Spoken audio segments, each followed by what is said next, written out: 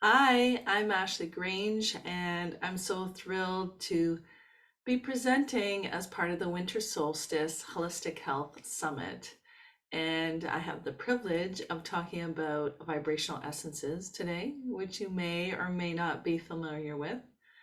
And we're going to be talking about vibrational essences for healthy, happy, and resilient families.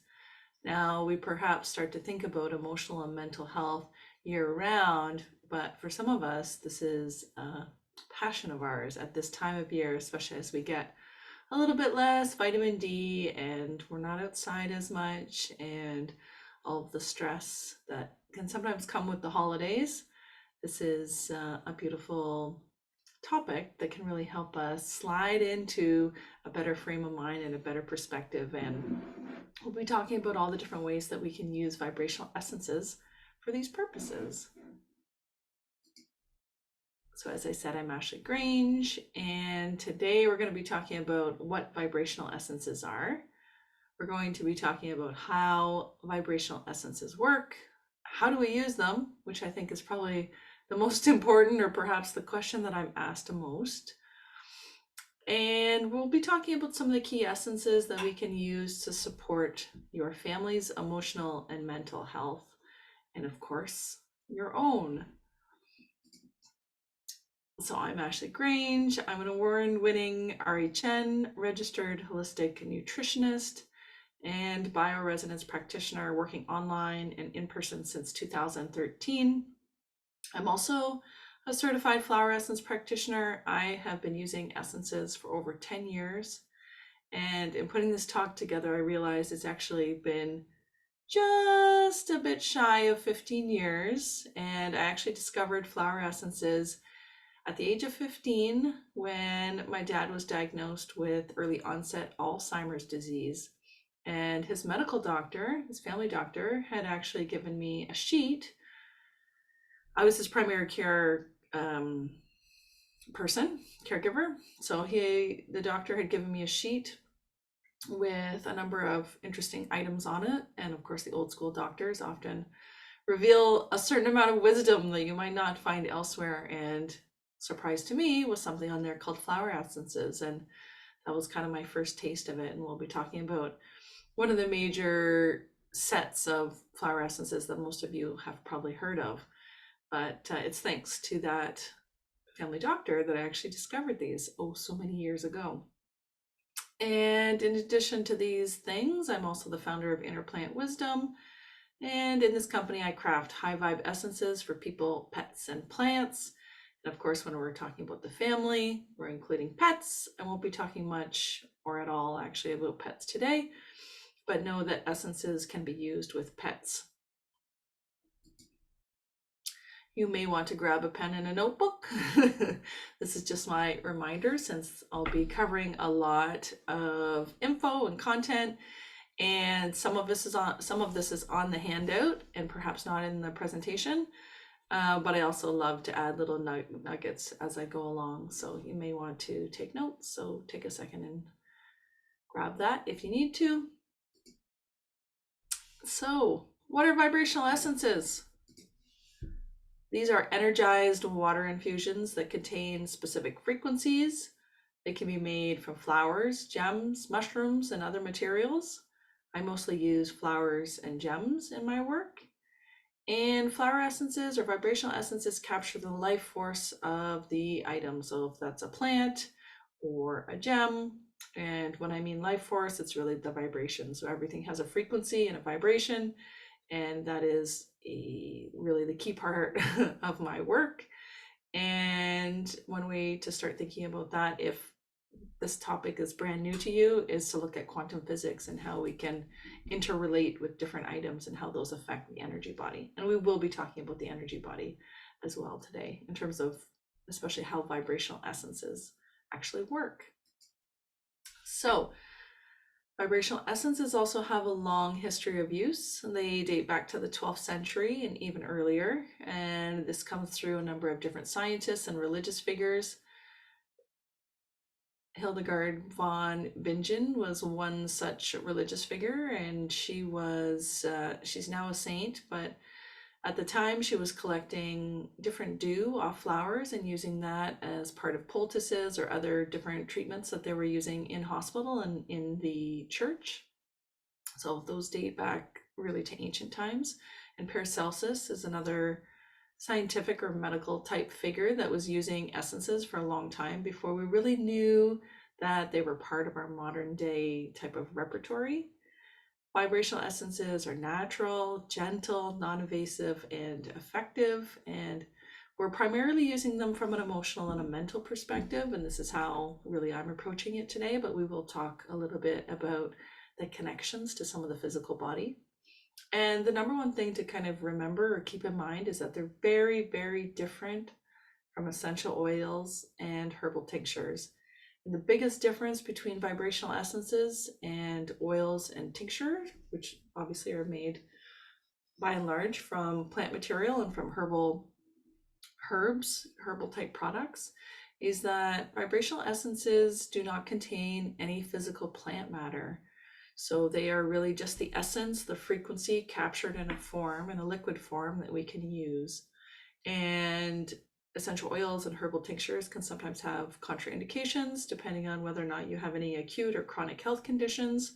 So we have to be a little bit more mindful. Whereas with vibrational essences, they really can be used from, I like to say, the very youngest to the very oldest. So there's really no age requirement. And as I mentioned, they can be used with pets as well. And really the important thing to keep in mind is that it's the frequency or the vibration of the plant or the product, we'll say gems in this example, that is then preserved. So a couple different ways that we preserve them. Typically and traditionally, brandy was used, and that's usually what's used in the Bach remedies.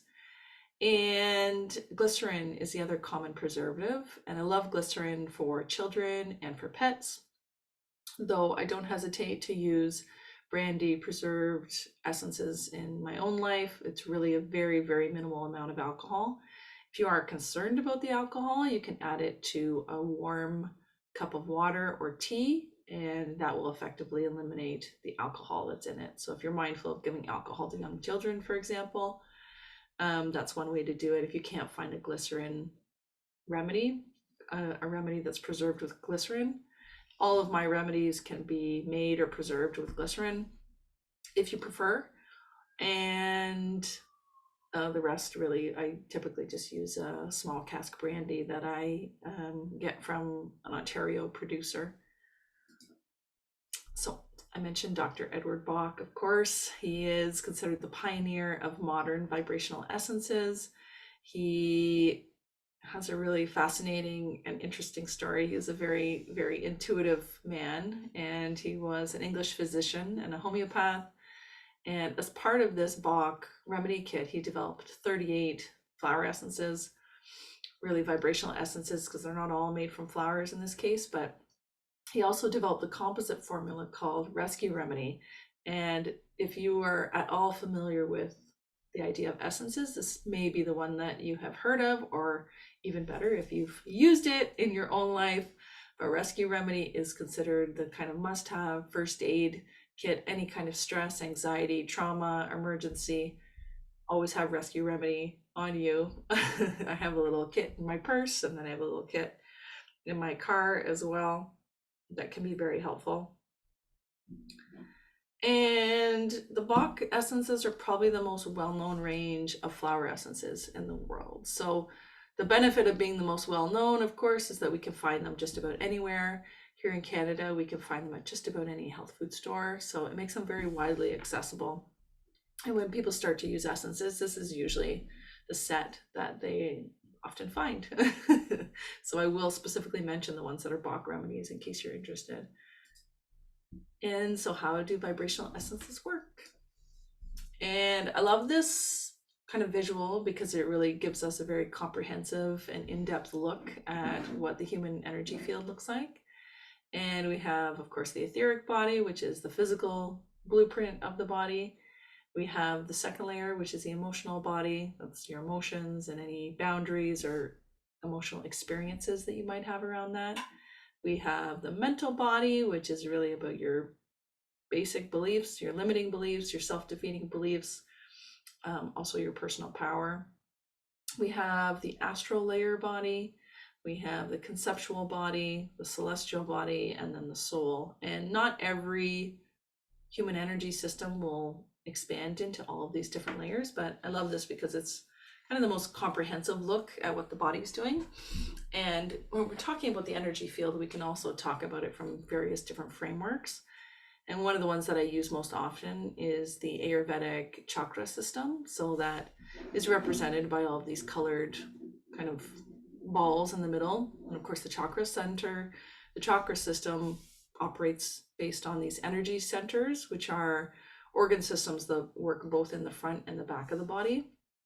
So it's not just in one direction on the body. And I think that's really important. And we think of just the everyday ways that we see this in our lives. And for example, like when we're standing in the shower, often where the water is hitting our heart chakra, and that hits us at the back. So to know that we can personally influence and affect our personal chakra system is really important. But you don't really need to know anything about that. But if you are interested in this, the essences are fabulous to work with on this level, because this is a really clear and ancient framework that's been used for over 5,000 years.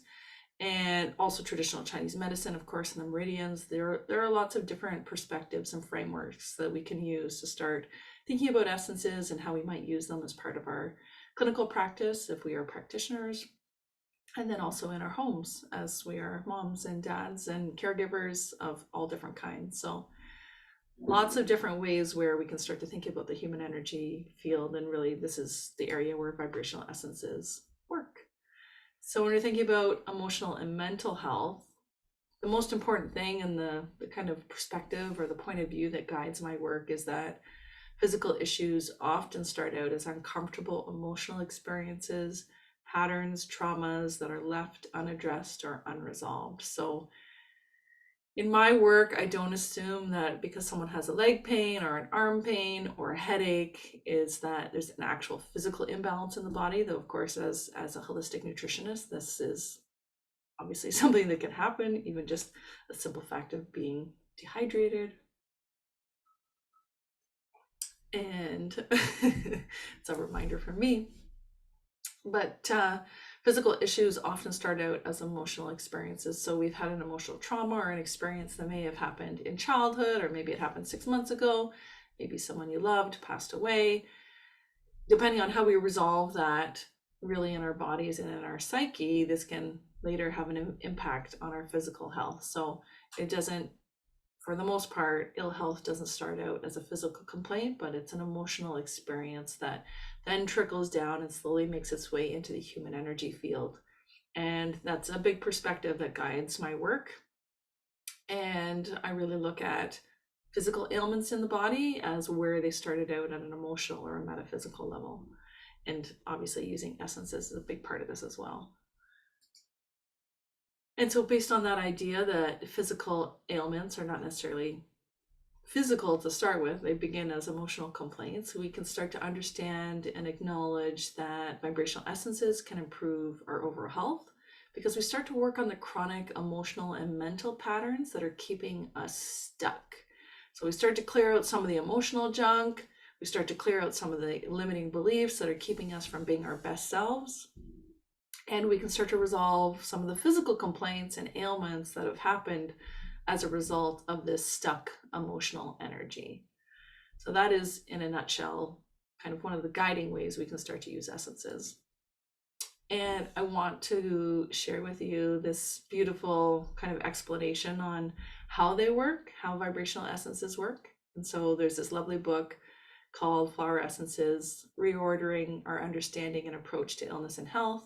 It was written by Michelle Small-Wright. She's a flower essence practitioner in the US. And this book was written in the 1980s. And she talks a lot. I mean, her book's really interesting, especially if you're interested in dowsing or other ways of determining what essences you need. But I love that she talks about the nervous system and how that impacts or affects vibrational essences. Actually, I meant how vibrational essences can impact or influence the nervous system. And so she says, or she writes, one result of disorder and dysfunction is that the corresponding electrical circuitry along the spinal column breaks and short circuits. So there is too much stress, too much, too fast, a trauma that's unresolved, and the energetic impulses short circuit. So there's a snap and there's a break somewhere along the way. And so when that happens, the nervine networks received weakened electrical impulses instead of the usual strong ones that we might expect. So the nervous system is not necessarily communicating and corresponding in the way that we would expect. And then later she writes, flower essences in a most efficient and dramatic manner are able to reconnect the broken circuitry and rebalance the electrical overload along the spine. This in turn stops the weakening domino effect that ultimately leads to illness. And so if you're familiar with chiropractic or osteopathy as a holistic health practice or a true treatment practice, they talk obviously a lot about the influence of the spine and how that can impact the physical body. But in this case, the vibrational essences are actually helping to fix that short circuit that has happened. And of course, we're doing this most importantly in an energetic or a vibrational way. So if there is communication between the different neurons that is not happening, or that is happening in a slow or delayed way, this is one way where vibrational essences can be helpful. And of course, maybe that is not even relevant to you. Maybe you just want to know, how do I actually use these essences? So you want to try them out and you want to experiment. So here are a couple different ways, and this is a great little shot of my little guy, and this was taken just a couple days actually before he turned 3. So this was taken just at the end of the summer, and that's my garden, and just a couple flowers that we're looking at. You see some calendula back there, and there's a turtle flower. And this little guy has been receiving essences from the day he was born, and in particular I use essences to help him kind of become grounded and help him anchor himself into the earth once he came into the world. And he loves essences. I give him lots of opportunities to pick out his own. I feel he has an innate sense of healing and health in his own body, and oftentimes kids will tell us what they need and they'll ask for it. And so it's interesting to see him pick many of the same essences on a regular basis. And those change every once in a while, but I'm often amazed by the ones that he picks, particularly the ones around energetic sensitivity. He really loves yarrow and walnut, and these are really good for creating an energetic shield if you are an empath or if you're particularly sensitive. So that's one that he tends to need. Those are 2 that he tends to need on a regular basis. So how do we use vibrational essences? We can use them in the traditional way of just dropping them or spraying them into our mouth. We can add them to a glass of water and take regular sips. And the important thing to keep in mind is that every sip counts as a dose. So every drink that you're taking is a dose. So if you're familiar with homeopathy, something to keep in mind is that every time you're taking something, you're obviously getting an energetic frequency and energetic benefit from it. So that's something to consider as well, is that we typically want to put in a small glass, and we just want to be mindful of how often we're taking it. So things to consider. And probably my favorite ways to use essences, and I've been doing this for a couple years now, is to just put a couple drops or a couple sprays into the palm of my hands. I rub them together, and then I just breathe in the essence. And it's actually one of the fastest ways to introduce it into the human energy field. And I learned that in a book called The Flower Essence Practitioner by Sue Lilly. So these are just a couple of the kind of obvious ways that we can start to take them. And typically when we think about flower essences, we want to use them consistently and regularly. So 2 to 4 drops, 3 to 4 times a day is kind of a good general reminder. Obviously, you can use them in more acute scenarios. So say, for example, someone was involved in a car accident and you happen to have rescue remedy and that's all you've got. You can give it every 5 minutes, just knowing that every time is a dose. And you watch for improvements and changes, and ultimately you do want to notice improvements. So just be mindful that you may just give it once and that's all you need. Sometimes you may need to give it repetitively. Certainly in the case of a car accident, if that's all I had on me, I would be giving that on every 5 minutes for sure. I think of any stress or trauma. I'm just using a car accident as an example. Someone, goes down the slide the wrong way and gets hurt, or if someone's at school and being bullied, then I would space those out more. So you'd be giving that 3 to 4 times during the day. And so you can also use vibrational essences on your pulse points. You can add vibrational essences to your favorite cream or lotion, and also to a bath, or use it as part of your meditation. And the traditional way of using vibrational essences in the bath is typically about 7 drops. So that's what Bach recommended. And so now we will talk about some of the key essences for emotional and mental health. This is obviously a topic that is unfortunately one that we probably deal with on a regular and a daily basis, but it's good to know some of the key remedies for that and as they apply to the entire family. I've mentioned rescue remedy before. That's the must-have first aid, one that I would expect anyone and everyone to have, and kids can even have their own bottles. And there is a formula of rescue remedy that is made using glycerin that kids can use, and usually there's a pet one too. I don't think there's any difference between them. I think they both have glycerin.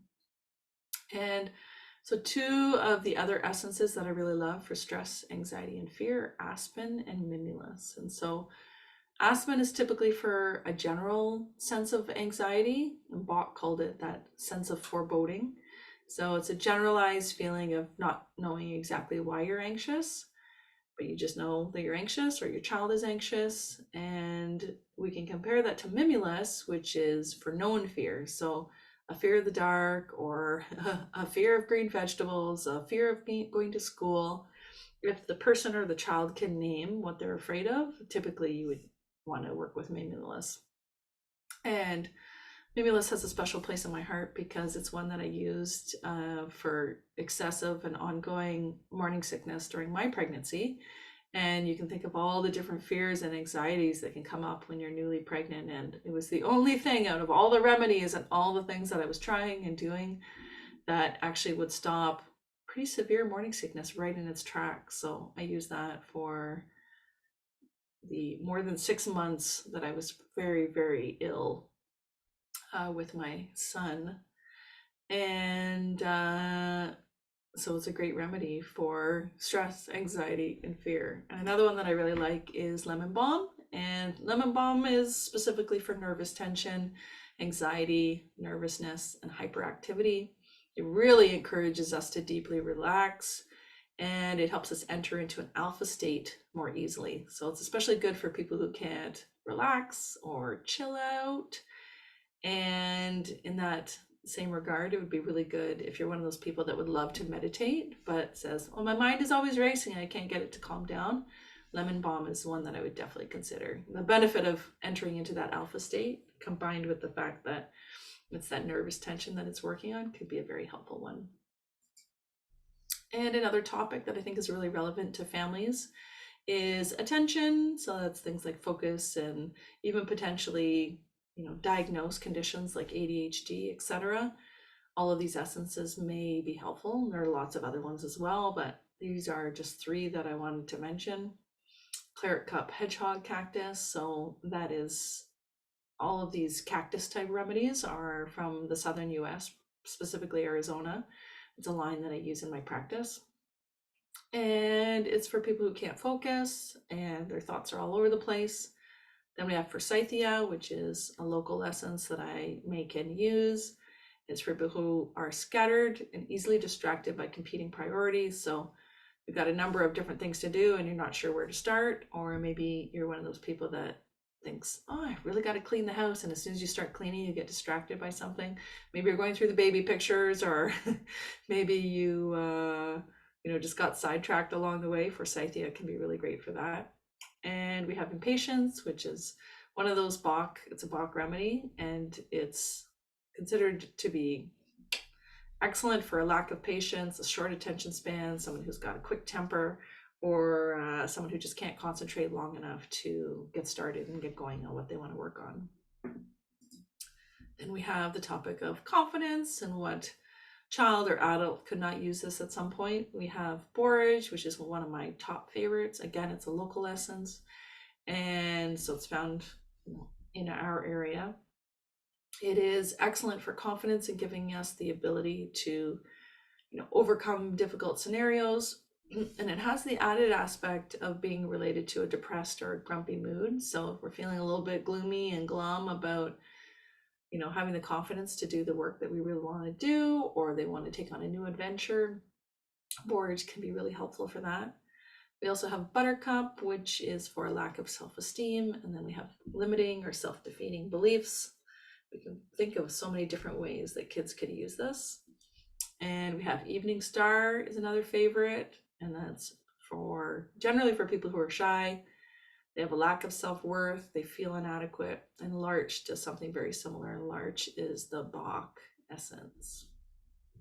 I just like to highlight the Bach essences, knowing that you can find them at any health food store. So all of these remedies are ones that I obviously use and sell, and I have over 600 different essences in my apothecary. So I'm really just giving you a tiny little snapshot of what these essences can be used for. But hopefully it gives you an idea that, that old joke, there's an essence for everything. So we can use essences obviously for kids in school. We have comfrey, which is for, particularly if you have a poor memory, it's great for studying and learning new concepts. This is an amazing essence for the nervous system. We have daisy essence, which is when someone has trouble making sense of patterns and processes, how things work together, or the steps that are involved in something. Daisy can be very helpful. We have elm, the tree essence. This is a Bach essence, and the name gives us a little bit of indication of what it can be used for, but it's for people who are overwhelmed. So they have too much to do and not enough time to do it. And then we have lemon, the fruit, the flower of the fruit, which is for kids and adults who have trouble studying or learning new material. These are just a tiny little snapshot. And then on the topic of sleep, we have lemon balm, which we already talked about. We have impatience, which we talked about. And then we have white chestnut, which is for repetitive thoughts that tend to go on and on. So that, kind of racing mind before bed. And in addition to Rescue Remedy, there's also a Rescue Remedy sleep blend that you can find in some places. I've noticed that it's getting harder and harder to find, but it's a lovely one for sleep. And then I included this picture because, of course, there are so many things that we can do just from a sleep hygiene perspective to improve sleep. And one of those is not having any electronic devices in the bed or the bedroom, because obviously the light is going to affect with the light sensors in our body, and that makes it much more difficult to fall asleep and stay asleep. And especially for little kids, that is the last thing that we need. Our sleep is so sacred. It is so valuable, and we need it really to be the healthiest, high functioning people that we possibly can be as parents of young children, and even just people who have had sleep challenges throughout their life. So the last category I want to talk a little bit about is transitions. Of course, there are so many transitions that come up in a new family, in a family. You may have a new baby, you may be going back to work, you may be starting school, it's an adult or a kid. So transitions are a beautiful and very vast category of essences, but a couple I want to mention are pink pond lily. This is for feeling unsafe or stuck in the past, and it has a real sense of nourishing and nurturing energetics to it. And another one that I really love is red clover, which is really the essence, the tour de force for self-care and feeling nurtured. So spineless prickly pear cactus, it helps us handle life when we feel vulnerable. A lot of these cactus essences have an element of vulnerability to them, which is kind of interesting when we start to think about what they look like and how they're used from the perspective of looking at a plant and knowing what it's used for. So that doctrine of signatures, which you may or may not be familiar with. And then we have one of my kind of go-to must-have remedies, single remedies. This is a Bach remedy. It's walnut. I use this extensively during pandemic times of just going out and about and wanting to protect my energy field and not be affected by what was or what was not going on in the world. And walnut is another great one for just kind of giving us some energetic strength to be able to go forth, and particularly good for kids who are sensitive and going to school or in new environments and transitions from the perspective of a new baby in the family and life just not being the same as what it was before. So those are just a couple I wanted to mention. And I'll make another special note that please be sure to download your essences handout. I have so many more categories and essences that I wouldn't have had time to talk about during this presentation, but I wanted you to have, everything from behavioral issues to perfectionism to overdependency. So just a couple other categories that may be helpful for kids and their parents. So please be sure to download that, because I consider myself a teacher and an educator at the end of the day. And I love being able to share resources of what might be helpful in your family. And here's a special promo code. I couldn't resist. If you use this code Solstice Summit, you can save 10% off any essences in my shop. That includes all the ones I've talked about, all the ones on the handout, and hundreds more. And if you ever need an essence for a particular item, I can always help out for that. I can always help out with that. And this code expires at the end of January. I have 2 events coming up. These are healing circles. They're both free. And we're looking at birth, pregnancy, and postpartum, and on women's health. So we'll talk a little bit about some of the essences that are used for these things. And also we'll receive the healing of, actually, what I do is I take the energetics of these flower essences, these vibrational essences, and I broadcast them out to every single person that's in the class.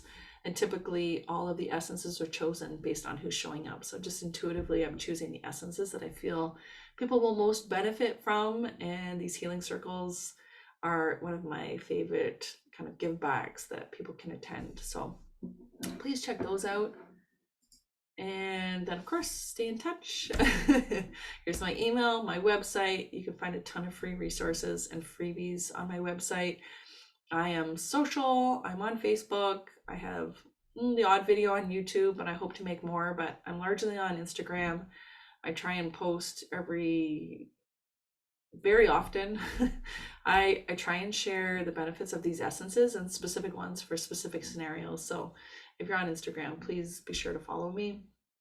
And I love just sharing the wisdom that plants and gemstones, crystals can offer us, and some of the ways that we can use essences really to shift some of those emotional, mental, physical, and spiritual patterns that are keeping us stuck. And this type of therapy or medicine or modality or whatever you want to call it is so transformative and so life-changing. And I feel like there are so many ways to use it in family and with our children that just allow us to really go about the world in a much more open and healed way. So I hope you'll check that out, and I hope you'll stay in touch, and I hope you enjoyed learning just a little snippet of some of my favorite essences for emotional, mental, physical, spiritual health and well-being. And stay in touch. Thank you so much.